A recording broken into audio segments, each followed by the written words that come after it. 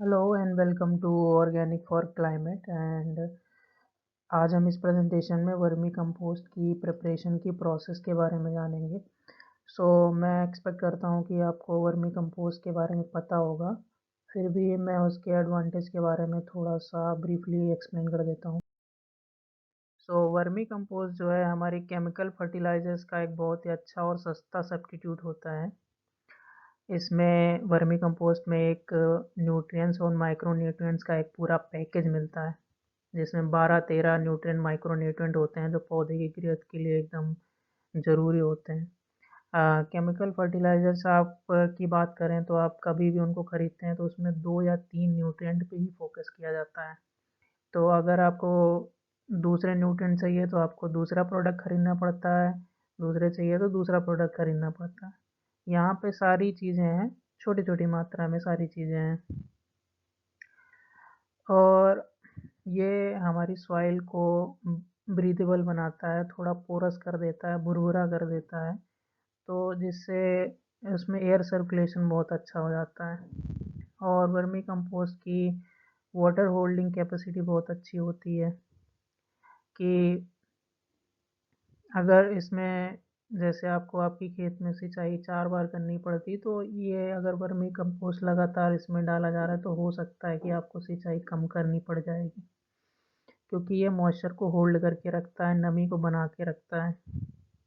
और सिर्फ न्यूट्रिएंट और माइक्रो न्यूट्रिएंट ही नहीं, इसमें बहुत सारे माइक्रो ऑर्गेनिज्म जैसे कि मित्र कीट जो होते हैं, हमारे जो मित्र बैक्टीरिया होते हैं, कुछ मित्र वायरस भी होते हैं, जो उनको जीवित रहने के लिए जो एक अच्छा वातावरण जो ज़रूरत होती है वो हमारा वर्मी कंपोस्ट उसको प्रोवाइड कराता है। वर्मी कंपोस्ट में भी बहुत सारे मित्र कीट होते हैं, मित्र बैक्टीरिया होते हैं, जिससे कि एक जो बायोलॉजिकल साइकिल होता है सॉइल का वो बना रहता है।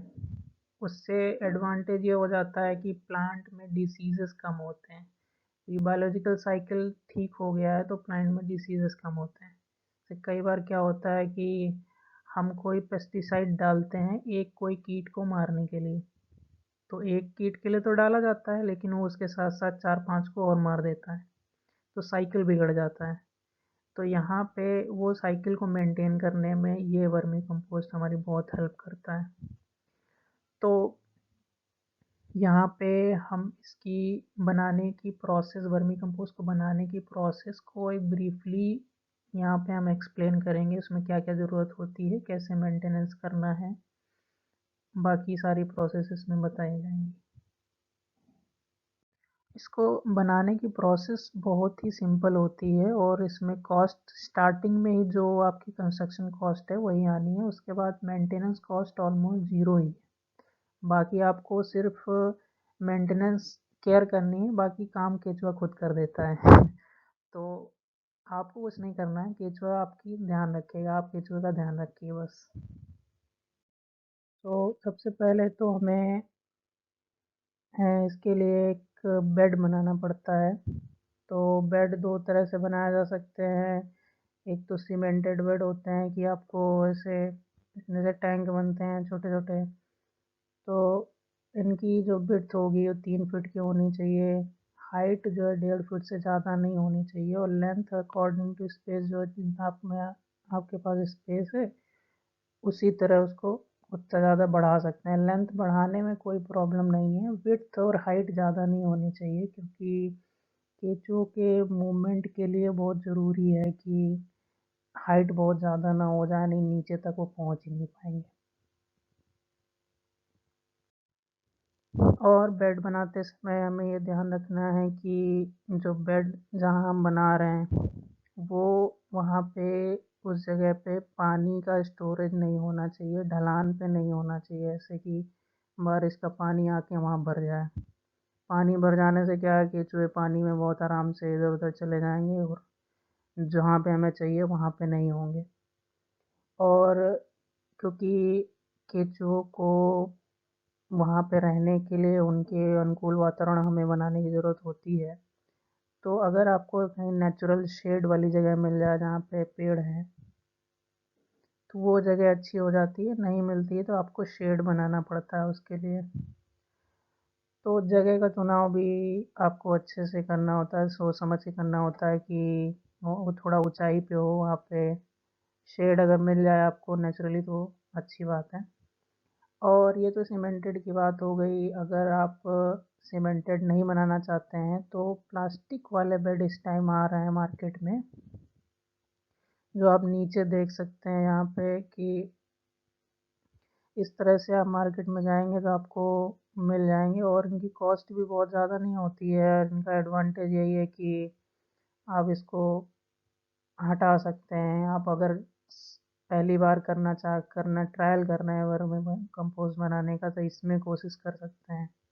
बाकी इसमें भी कोई प्रॉब्लम नहीं है, इसमें भी कॉस्ट बहुत ज़्यादा नहीं आती है। अगर इसको मार्केट में ख़रीदने जाएंगे तो ऑलमोस्ट बराबर ही हो जाती है।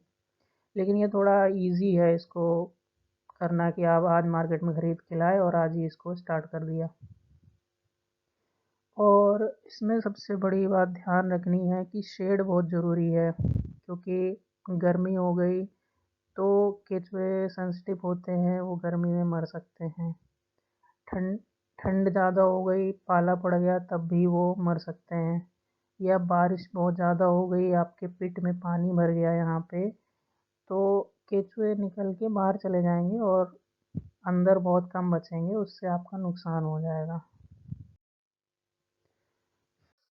बस बेड बनाते समय ये ध्यान रखना है कि जो बेस है उस पे मिट्टी नहीं हो कि नीचे उसमें केचुए खोद के नीचे चले जाएं। उस पे ईंट होना चाहिए या पॉलीथीन की एक लेयर होनी चाहिए, और उससे कई बार वर्मी वॉश भी निकालने में हमें हेल्प मिलती है। तो एक नीचे होल भी होना चाहिए उसमें, आपकी पिट में।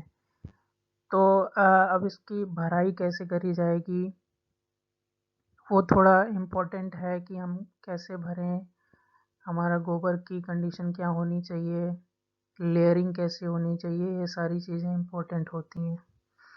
तो सबसे पहली बात तो हमें जो भी करना है केचुए की सेंसिटिविटी को ध्यान में रख के करना है।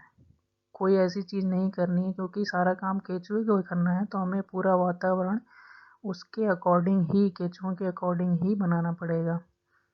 तो हम सभी को पता है कि हम वर्मी कंपोस्ट में गोबर डालते हैं। गोबर बहुत गर्म होता है 1-2 दिन के लिए, केचुए के लिए हिसाब से, उसके नेचर के अकॉर्डिंग वो गर्म होता है कुछ दिन के लिए।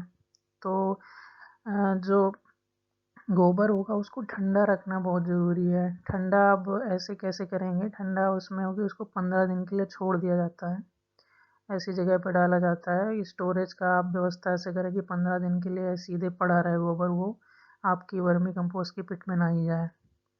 और 15 दिन से पहले भी उस पर अगर पानी आप डालते रहेंगे तो जो भी उसमें डिग्रेडेशन की प्रोसेस होगी वो बहुत पहले थोड़े से हो जाएगी, तो उसमें जो भी हीट निकलनी होगी वो निकल जाएगी। तो लगभग 15 दिन में गोबर ठंडा हो जाता है, वो वर्मी पिट में डालने के लिए रेडी हो जाता है। तो सबसे पहले जो एक ड्राइड जो हमारे पास पराली हो जाती है या पत्तियाँ बहुत सारी हो जाती हैं, जो हमारे सूखे दूसरे पेड़ों के पत्ते हो जाते हैं, वो आप डाल सकते हैं। तो वो भी इसमें डाली जा सकती है। तो पहली लेयर जो होगी आपकी वो ठंडे गोबर की डालेंगे। उसके बाद जो दूसरी लेयर होगी सूखे पत्तों की, पराली की, वो सब चीज़ें डाल सकते हैं उसमें। फिर उसके बाद गोबर की लेयर होगी, फिर उसके बाद सूखे चीज़ों की, पराली की लेयर होगी। तो ऐसे लेयर बाय लेयर करते करते आप उसको 1.5 फीट तक लगभग भर देंगे।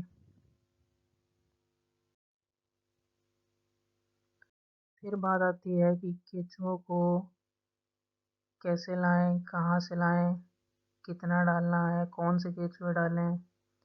तो ये सारी बातें हो जाती हैं, क्योंकि केंचुए आप पकड़ के नहीं डाल सकते, बहुत सारे केंचुए डालने पड़ते हैं। तो सबसे पहले तो केंचुए का सिलेक्शन कैसे करना है। पहली बात तो जैसे हमें अगर हमारे हर जिस ज़िले में भी आप रह रहे हैं वहाँ पे एक कृषि विज्ञान केंद्र होता है, हर ज़िले में होता है, या कोई एग्रीकल्चर यूनिवर्सिटी होगी। वहाँ पे जनरली 90-95% चांस होंगे कि आपको वहाँ पे मिल जाएंगे। तो वो वहाँ के जो लोकल केचुए होते हैं उनको कल्टीवेशन करते हैं, उनका मल्टीप्लिकेशन करते रहते हैं। तो उनसे आप रिक्वेस्ट करेंगे तो वो आपको दे देंगे। शायद आपको उसके लिए पे भी करना पड़ेगा, या तो या कोई फार्मर आपके आसपास कर रहा है उससे आप रिक्वेस्ट कर सकते हैं, वहाँ से ले सकते हैं।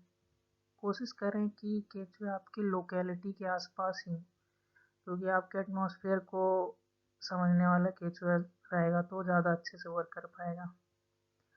तो बाकी वैसे भी अगर टेक्निकली जानना चाहें तो नॉर्थ इंडियन कंडीशन के लिए आइसिनिया फोएटिडा नाम का ये जो केचुआ होता है थोड़ा सा ज़्यादा लाल कलर का होता है।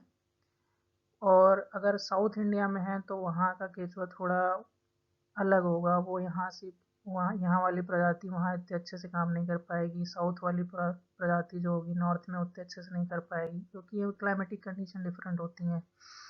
तो यूड्रीलियस ये जो दूसरा वाला केचुआ है इसको लिया जा सकता है साउथ इंडियन कंडीशंस के लिए। और लगभग 40-50 केचुए पर स्क्वायर फीट की डिस्टेंस में होना चाहिए, तभी आपका काम अच्छे से हो पाएगा। क्योंकि केचुए बहुत कम रहेंगे तो उनको मल्टीप्लाई होने में बहुत ज़्यादा टाइम लग जाएगा। बाकी ये नंबर अपना बहुत तेज़ी से इंक्रीज़ करते हैं। अगर 2-3 महीने आप इनको सारी अनुकूल वातावरण देते रहेंगे तो इतनी तेज़ी से मल्टीप्लाई करेंगे कि आपको 2-3 महीने में ही इतने अच्छे ज़्यादा केचुए हो जाएंगे कि आप दूसरों को भी देने के लिए रेडी हो जाएंगे। अब बात आती है हमें अपने प्लांट का मेंटेनेंस कैसे रखना है। मेंटेनेंस रखने का मेन एम है कि हमें केचुए के अकॉर्डिंग वातावरण बना के रखना है। क्योंकि केचुआ जितना काम का है, जितना वो मेहनत से आपके लिए वर्मी कंपोस्ट बना के देगा, उतना ही वो सेंसिटिव भी है। तो अगर उसको ज़्यादा गर्मी, ज़्यादा ठंडी या जो उसको ज़रूरत है वो नहीं मिलेगी तो वो मर जाएगा। मर गया तो फिर आपका प्लांट बेकार हो जाएगा, बिना केचुए का कुछ नहीं हो पाएगा। तो हमें वो सारी चीज़ करनी है कि वातावरण उसमें बना रहे, अनुकूल रहे केचुओं से। तो उसके लिए सबसे ज़रूरी है कि शेड में पहले भी बता चुका हूँ, शेड बहुत इम्पोर्टेंट है कि आप एक छाजन ज़रूर होना चाहिए उसके ऊपर कि बारिश ज़्यादा ना होने पाए।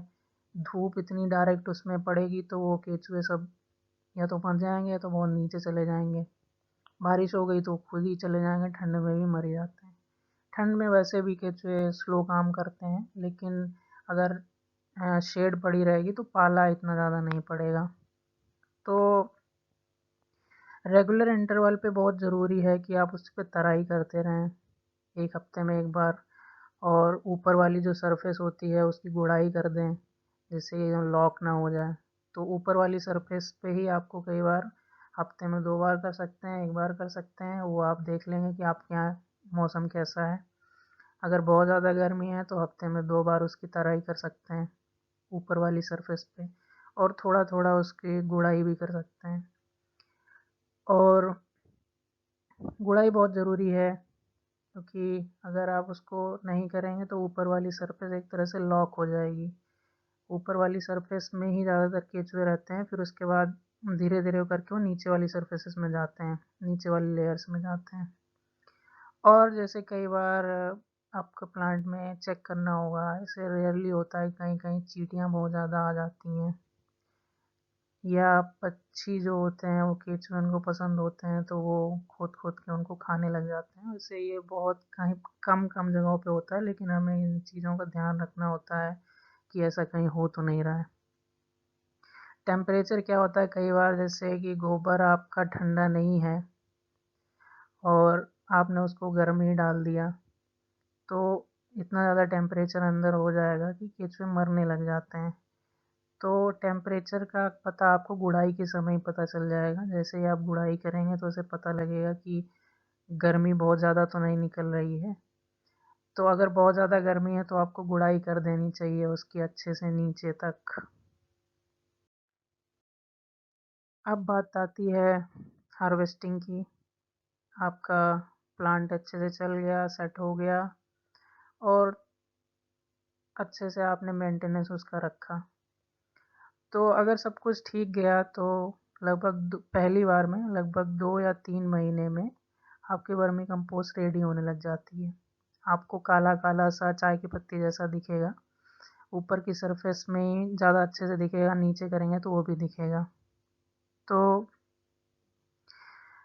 हार्वेस्टिंग में हमें ध्यान रखना है कि जैसे आप पूरा ही निकाल देंगे तो सारे के सारे केचुए चले जाएंगे, फिर दोबारा के लिए आपके बचेंगे नहीं। तो उसकी कई तरीके हैं कि हम उनको कैसे अलग करें कि सिर्फ कंपोस्ट निकल आए लेकिन केचुए हमारे प्लांट में रहें। तो सबसे अच्छी ये बात होती है कि ये केचुए लाइट के सेंसिटिव होते हैं, तो हमें उसी चीज़ का ध्यान रख के उसी चीज़ का यूज़ करते हुए हम ऊपर की सरफेस को लगभग 5-6 इंच खोद के ऐसे अपने बेड पे ही लगभग 2-3 उसी वर्मी बेड पे ही 2-3 फीट की दूरी पर कूड़े ऐसे बना देंगे। तो जो भी केचुए होंगे वो अपने आप नीचे चले जाएंगे, क्योंकि वो उनको लाइट नहीं पसंद है, वो सीधे ज़मीन में चले जाते हैं। तो बेड के अंदर और चले जाएंगे तो ऊपर वाली सरफेस में कोई बिल्कुल भी केचुए नहीं रहेंगे। तो फिर वो आप ऊपर वाली सरफेस निकाल सकते हैं, ऊपर वाली लेयर पूरी निकाल सकते हैं। ये थोड़ा लंबा प्रोसेस हो जाएगा निकालने में। आपको ये साइड वर्क होगा कि आप ये करके चले जा रहे हैं, कूड़े लगा के चले जा रहे हैं, फिर उसके बाद जब आपको टाइम मिला तो आपने हटा दिया। दूसरा तरीका है छानने वाला कि आप सीधे उसमें रोटेटिंग वाले छानने होते हैं, आप सीधे सीधे उसमें डालिए। जैसे यहाँ पे आप देख सकते हैं कि इनमें से ये साइड वाले ओपनिंग में डाल दिया जाता है और कंपोस्ट नीचे चली जाती है और केचुए रह जाते हैं। या तो इस तरह से छाना चाहता है तो आप इससे आपको क्वालिटी मिल जाएगी, केचुए तो अलग हो ही जाएंगे, आपको क्वालिटी लगभग ऐसे मिल जाएगी जैसे कोई अब कमर्शियली इसको बेचना चाहता है।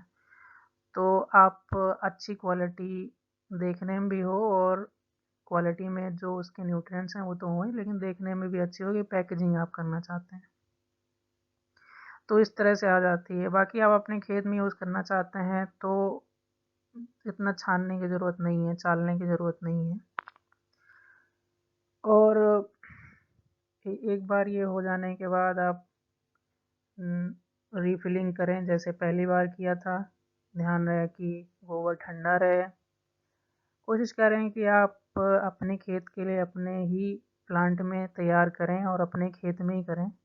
लेकिन अगर आप इसको बेचना चाहते हैं तो भी ठीक है, एक अच्छा बिजनेस है, लेकिन कोशिश रहे कि आप खुद करें और दूसरों को भी बताएं कि अपने गोबर का वर्मी कंपोस्ट वो खुद बनाएं, कहीं और से खरीदें नहीं। बाकी आप अगर बिजनेस करना चाहते हैं इसका तब भी बहुत प्रॉफिटेबल बिजनेस है, ये कर भी सकते हैं इसका।